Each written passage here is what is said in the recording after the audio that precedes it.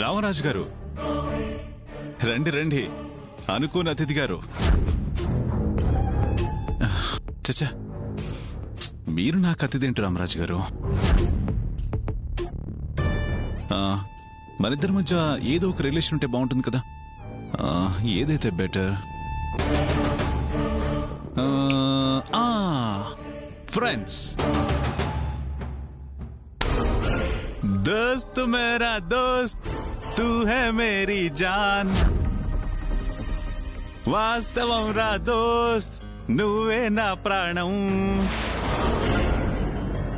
బతుకు సీత బాటలో మధుర క్షణాలం మనం మధుర క్షణాలం మనం మధుర క్షణాలం. మనిషిగా పుట్టిన నీలో మానవత్వపు ఛాయలు మచ్చుకైనా లేవా? ఆడదానికి గౌరవం ఇవ్వడం నీ రక్తంలోనే లేదా? నా భార్య విషయంలో నువ్వు చిమ్మిన విషయం ఊరి జనంలోకి పాకి మాటలతో కాటేస్తున్నారు. ఒక నిండు జీవితం మీద అభాండం వేసి బలి చేయటానికి నీకు సిగ్గుగా లేదు? నన్ను ఆగ్రహంతో ఆవేశంతో జరిగిన నీకు తెలిసిన నువ్వు భరించలేని విషయం గురించి నన్ను నిలదీయడానికి స్టేషన్కొచ్చిన నువ్వు అది అడగకుండా సిగ్గుపడి సిగ్గు లేదా అని నన్ను అడుగుతావేంటే? నా భార్య విషయంలో మచ్చ వేసి అన్యోన్యమైన ఆ జంట మధ్యలో కలతలు రేపిన నీ మీద నాకు ఆగ్రహం ఆవేశం రాకుండా ఎలా ఉంటాయి? చల్లకొచ్చి ముంత దాచకు రామరాజు.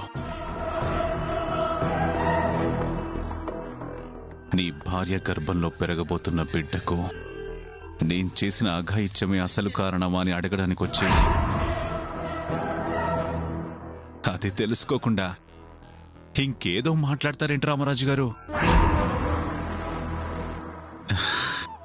ఎస్, అది నువ్వు జీర్ణించుకోలేని వాస్తవం. కారణం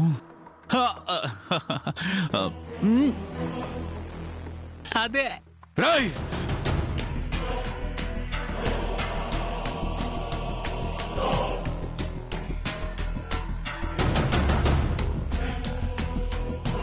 నీ నిశ్శబ్దానికి కారణం నా మీద కోపమా?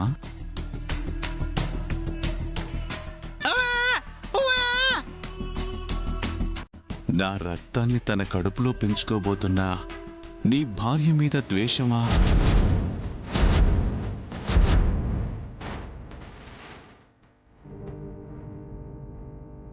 రై, నీ దరిద్ర మాటలకి తాళం వేసి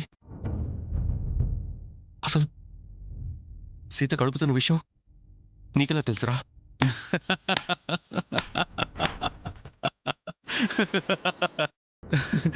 ఇంత అమాయకుడు నువ్వు ఊరి పెద్దలా అయ్యావు రామరాజు.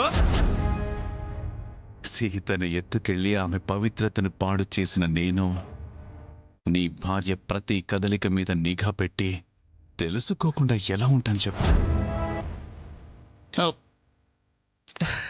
నా రక్తం తన కడుపులో పెరుగుతుంది అంటే సంతోషించకుండా ఎలా ఉంటాను చెప్పు? చంపేస్తాను నిన్ను.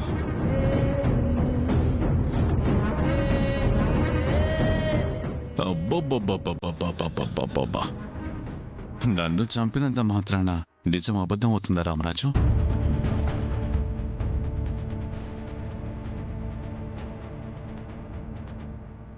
నా బిడ్డ తన కడుపులో పెరగకుండా ఉంటుందా చెప్పు? ఒక ఉచిత సలహా ఇస్తాను, తీసుకో. ఇదంతా తలుచుకుని ఆవేశంతో జీవితమంతా రగిలిపోయే బదులు జరిగిందంతా అవాస్తవమని ఒక పీడకలనుకుని మర్చిపోయి సర్దుకుపో.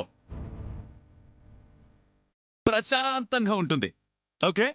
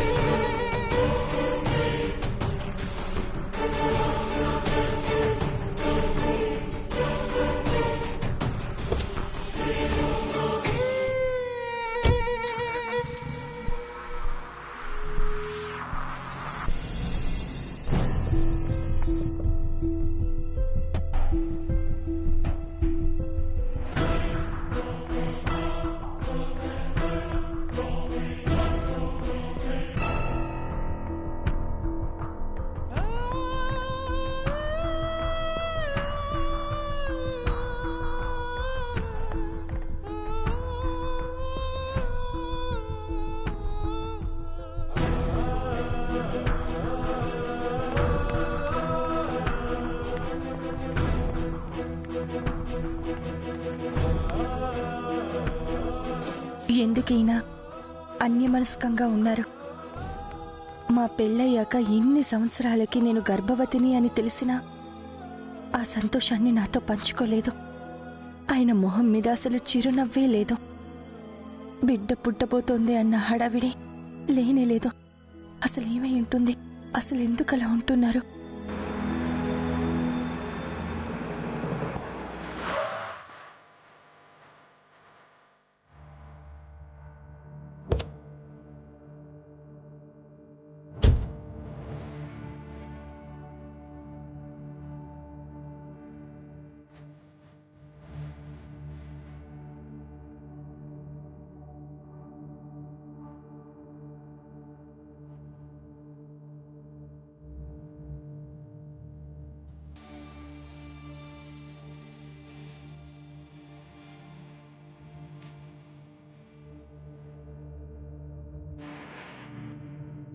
శుభాన్ని శుభంలా స్వీకరిస్తున్నారా లేక అశుభంగా భావిస్తున్నారా?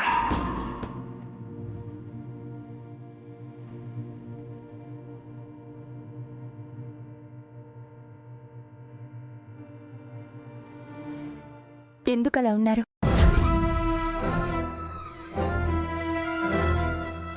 మన పెళ్ళైన చాలా సంవత్సరాల తర్వాత మనం విన్న తీపి కబురిది. అది విన్నాక మీ నుంచి నేను ఊహించినంత ఆనందం మీలో లేదు. ఎందుకని?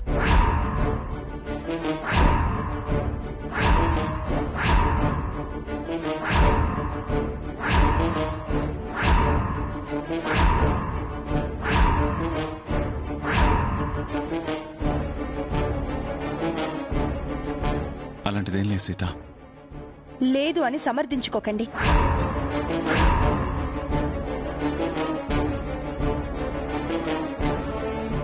ఏదో ఉంది. నేను ప్రెగ్నెంట్ అవ్వడం మీకు ఇష్టం లేకుండా అన్నా ఉండుండాలి, లేదా ఆ శుభవార్తని మించిన బాధేదో మీ గుండెల్లో అన్నా ఉండుండాలి.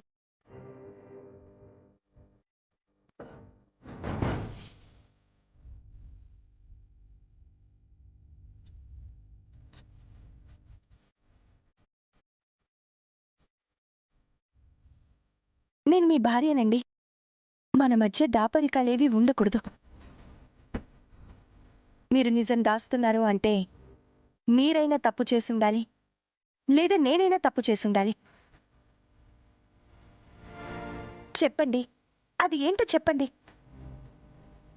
ఏదైనా ఉంటే అది చెప్పేదే అయితే నేనే చెప్తాను కదా సీత. అయితే మరి మీరు గుడి దగ్గర సరిగ్గా లేరు, తిరిగి వచ్చేటప్పుడు నాతో పాటు కారు ఎక్కలేదు, మా అందరితో పాటు ఇంటికి కూడా రాలేదు. ఇప్పుడేమో ఇంత చీకటి పడ్డాక ఇప్పుడొస్తున్నారు.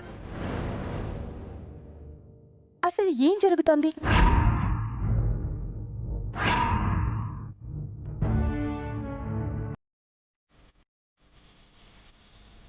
ఊరికి సంబంధించిన చిన్న గొడవ నాకు కొంచెం చిరాకు పెట్టిస్తుంది అంతే.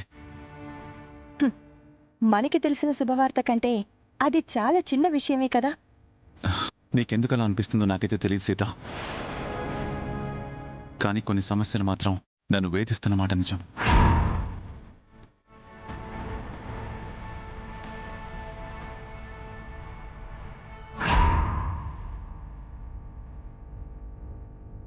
అవేంటో సమయం వచ్చినప్పుడు నేనే చెప్తాను. దయచేసి నన్ను ఇబ్బంది పెట్టుకో.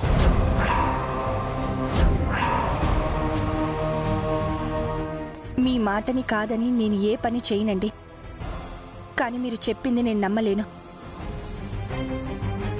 కానీ ఆ సమస్య మన మధ్య దూరం పెరిగేదే అయితే ఆలస్యం చేయకుండా ఇప్పుడే చెప్పేయండి.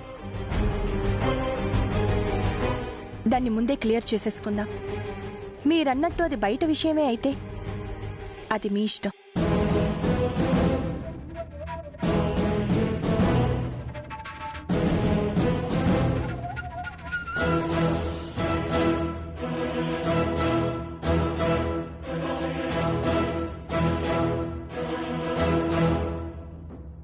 నిజం దాచేది నేను కాదు సీత, నువ్వే నా దగ్గర ఏమైనా దాస్తున్నావేమో ఆలోచించుకో.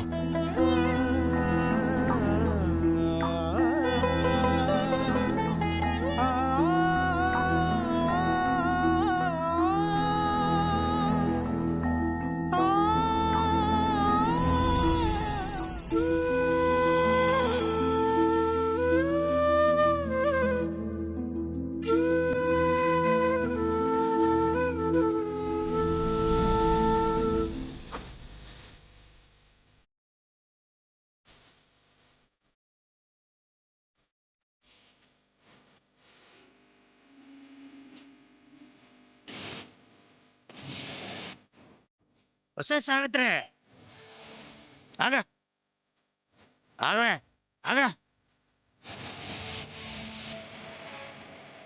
ఏమే రాత్రి అనగా వెళ్ళి ఇప్పుడు తిప్పుకుంటా వస్తున్నావేంటే ఎక్కడికి వెళ్ళావే అదేంటి మామ అలా అంటావు? రాత్రి గుడి నుంచి వచ్చేటప్పుడు మా అమ్మ వాళ్ళ ఇంటికి వెళ్ళొస్తారని దారిలో కారు దిగాను కదయ్యా. ఎవరికి చెప్తున్నావే నీ కౌర్లు హె, నీ యథవేషాలు నా కాడ కాదు మీ తమ్ముడికి ఫోన్ చేశా వాడు మా అక్క ఇంటికే రాలేదని చెప్పాడు. వాడింటికాడ ఆడున్నాడయ్యా. మిల్లికాడికి పనికి పోతేను రాత్రంతా ఆడనే ఉన్నాడు.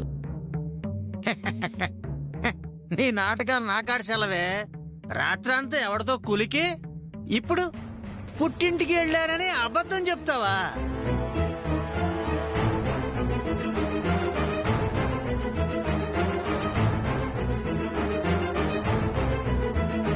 భోగరాజు ఏంటా మాటలు? హె, మీరునండి అమ్మా. చెప్పవే చెప్పు ఎవడాడు? ఓర్ నాయను, ఏందయ్యా ఆ మాటలు? ప్రమాణకంగా చెప్తున్నాను, పుట్టింటికే పోయేస్తున్నా. ఆ? హై, పుట్టింటి నుంచే వస్తున్నానంటుంది కదా, ఆ మాత్రం నమ్మకం లేకపోతే ఎలా?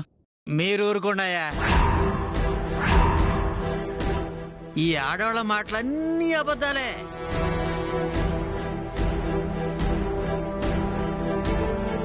హ, చేయాల్సిన లుచ్చా పనులని చేసి మన దగ్గర బొంకుతారు. ఓ, చెప్పవే మర్యాదగా చెప్పు. రాత్రంతా ఎవరి దగ్గర ఉన్నావు? చెప్పా కొట్టద్దయ్యా, చెప్పు చెప్పు కొట్టద్దయ్యా. చెప్పవే చెప్పు చెప్పు చెప్పవే చెప్పు చెప్పు చెప్పు చెప్పు భోగరాజు, భోగరాజు, భోగరాజు. మీరున్నాయా? చెప్పవే చెప్పు. నేను నిజమే చెప్తున్నానయ్యా. కావాలంటే ఎవరినైనా కనుక్కో అయ్యా. ఎవరినే కనుక్కునేది? భార్య ఏం చెప్పినా నమ్మడానికి హె, నేనేమన్నా రామరాజు గారిని అనుకుంటున్నావా?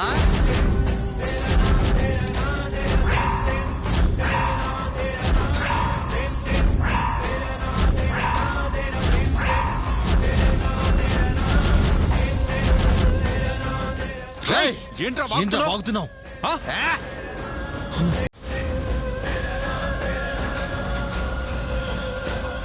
నేనేమన్నా తప్పన్నానా?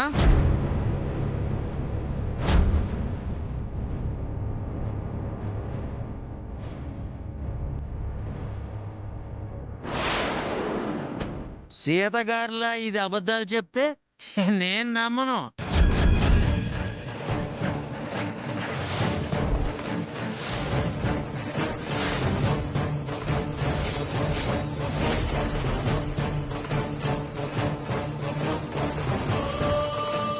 భార్య చెప్పిన అబద్ధాలు నమ్మడానికి నేనేమి ఎర్రోని కాదు. నిన్ను అబ్బా! అయ్యయ్యా, అట్ట కొట్టద్దయ్యా. ఆగండి. మీరు కొట్టినా చంపినా సరే ఇదే నిజం.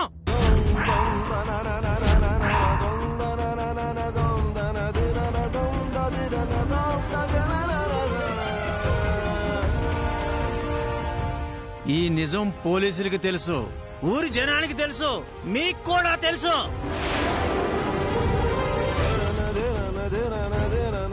కానీ కళ్ళు మూసుకొని పిల్లి పాలు తాగుతున్నట్టుగా మీరంతా నటిస్తున్నారు.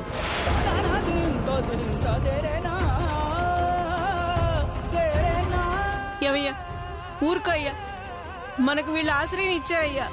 అయితే మాత్రం నిజం అబద్ధం అయిపోద్దా, తప్పు ఒప్పు అయిపోద్దా? రేయ్, మర్యాదగా ఇక్కడి నుంచి పోండా. హ, వెళ్తాం బాబు. వెళ్ళక మీరు కొట్టినా కూడా ఇక్కడే ఉంటావా ఏంటి? రాయే. క్షమించండి బాబు గారు, వాడేదో తాగి వాగాడు. హ, రావే. వాళ్ళ బతులు ఆడుకునేది ఏంటి? రా రా.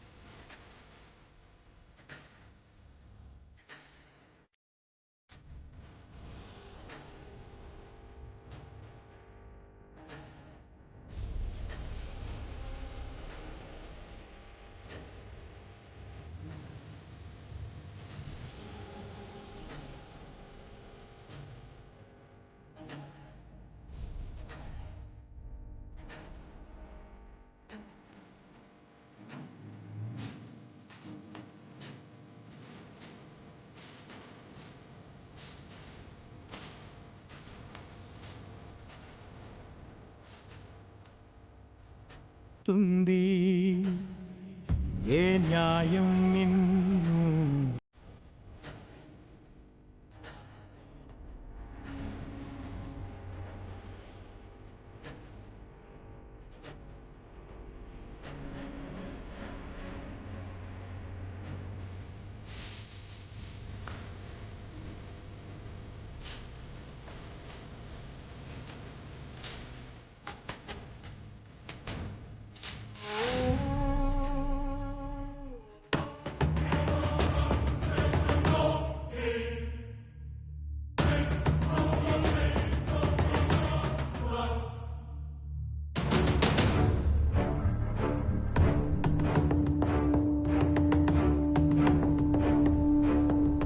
ఆ తాగుబోతోడు సీతక్కని బావగారిని అలానేసాడేంటి దాక్షాయిని? వాడు తాగుబోతైతే కావచ్చు కాని వాడు అన్న దాంట్లో వాడికి ఊరు జనానికి తెలిసిన నిజం మనకి తెలియకుండా ఇంటి గేటు బయట ఆగిపోయిందంటావా? అంటే అంటే నిజంగా సీతక్కకి ఏదో జరగరాంది జరిగితే అందరికీ తెలిసినా మనకే తెలియలేదంటావా అంటున్నా. నీ ఉద్దేశం రాజశేఖర్ కిడ్నాప్ చేసినప్పుడు ఊరి జనం నింద వేసినట్టు తప్పు జరిగిందంటావా? అని ఖచ్చితంగా అనలేం కాని క్యాలిక్యులేషన్స్ అయితే అదే చెప్తున్నాయి. ఎలా? ఇప్పుడు సీతక్కని రాజశేఖర్ కిడ్నాప్ చేసి నెల అవుతోంది. నిన్న గుళ్ళో అక్కకి ప్రెగ్నెన్సీ వచ్చింది అని తేలింది. అక్కా బావగార్లకి పెళ్ళయి ఇన్ని సంవత్సరాలైనా రాని కడుపు రాజశేఖర్ దగ్గర 3 రోజులు ఉండొచ్చాక వచ్చిందంటే అనుమానాలకి తావిస్తోంది. నిప్పు లేనిదే పొగ రాదు కదా. బయట జనానికి ఇది తెలియకపోతే భోగరాజు నోరు జారుడు కదా. నిజమేననుకో.